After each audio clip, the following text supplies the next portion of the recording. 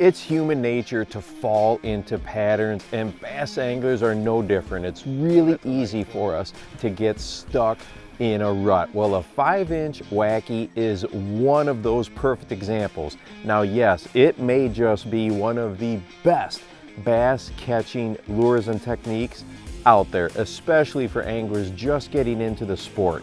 But when everyone on your body of water is throwing a 5-inch Wacky rig, that's where these Micro Wackies can make a big difference, not only for numbers, but also to catch bass on those highly pressured days.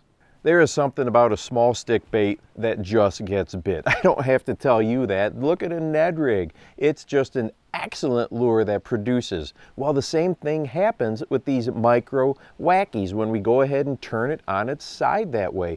Look at how this imitates a minnow. You get a small little TRD sized lure and put it on a Micro Wacky rig, that looks the exact same size as like a fathead minnow or even some small shad. It's crazy how that do-nothing little piece of plastic gets fish to bite. Now you may be thinking, Steve, whoa, the 5-inch Wacky rig, the reason so many fish eat it is because of that really enticing shimmy as it falls through the water column. And yes, that shimmy is magic. Well, a Micro Wacky is not drawing the strikes because of the shake, it's drawing the strikes because of its size. And a Micro Wacky rig also gives us an excellent option as anglers to find bass quickly, not using it in the traditional sense, but putting it on a drop shot, specifically something like a power shot. Those heavier weights allow us as anglers to cover water quickly. And then that small little Wacky rig on that drop shot does such a good job of getting the attention of bass, and be sure to make adjustments with your leader. A lot of times anglers that use these little Micro Wackies on a drop shot in rocky type of environments are using a really short leader, maybe 18 inches in length, where if you've got some vegetation down there in the bottom, now maybe you want to go a little bit longer. But smallmouth anglers have known for quite a while that these drop shot rigs with a small little Wacky on it, like that little TRD but turned Wacky style, is an excellent fish catching setup, and it works just as good for largemouth.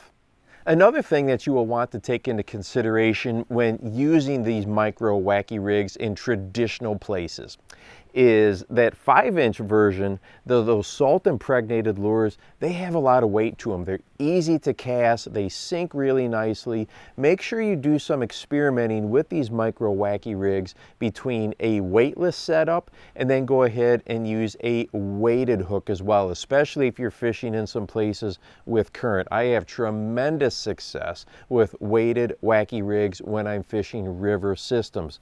Well, adjusting the fall rate with that little bit heavier jig head or that Wacky jig head can make a huge difference in triggering the bite when we're dealing with fisheries maybe that have got a little bit clearer water, and you don't want those fish to get a great look at it as it's coming through the water column.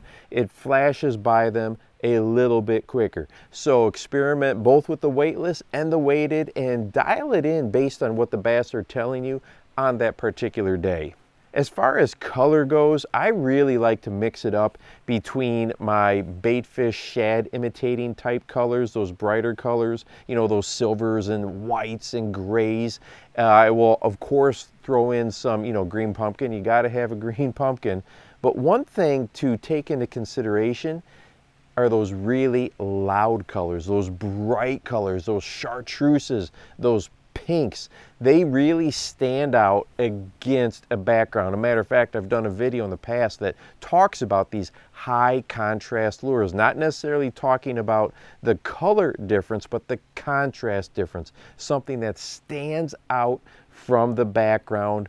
So many lakes in the summertime just get a ton of vegetation in them, and everything under there is green, right? It's the same color. So if we can take something that will stand out, that high contrast, that is definitely something worth a try. As a matter of fact, not only does this work well for smallmouth fishing, I have had tremendous success catching largemouth with something as simple as a bright chartreuse lure.